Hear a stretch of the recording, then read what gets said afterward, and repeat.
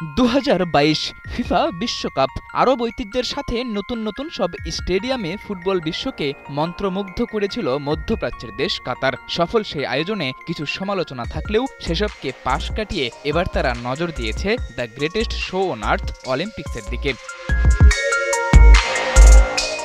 মরুর দেশ কাতার উপসাগরীয় ধনী এক রাষ্ট্র, যাদের অর্থনীতি অনেকটাই নির্ভর করে তেলের উপর। আর সেই অর্থনীতিকে বৈচিত্র্যময় করার জন্য দেশটি এবার উদ্যোগ নিয়েছে আরও এক ক্রীড়া ইভেন্ট আয়োজনের, যে পরিকল্পনার কেন্দ্রে 2036 অলিম্পিক ও প্যারা অলিম্পিক গেমস। এরই মধ্যে আয়োজক হওয়ার জন্য বিডে অংশ নিয়েছে দেশটি।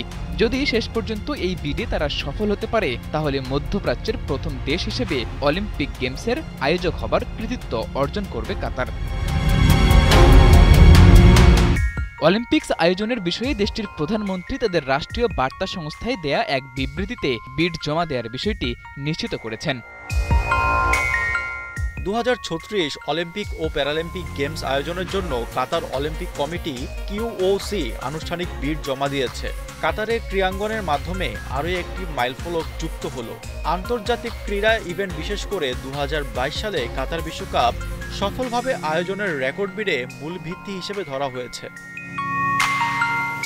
অলিম্পিক্সের মতো বড় আসর আয়োজনের জন্য যে ধরনের ক্রীড়া অবকাঠামো দরকার তার 95% আছে বলে দাবি করেছে কাতার অলিম্পিক কমিটি। দোহা ক্রীড়াকে আমাদের জাতীয় কৌশলের একটি কেন্দ্রীয় স্তম্ভ করে তুলেছে। অলিম্পিক আয়োজনের জন্য বর্তমানে আমাদের কাছে প্রয়োজনীয় ক্রীড়া অবকাঠামোর 95% রয়েছে এবং সমস্ত সুযোগ সুবিধার 100% প্রস্তুতি নিশ্চিত করার জন্য আমাদের একটি বিস্তৃত জাতীয় পরিকল্পনা রয়েছে।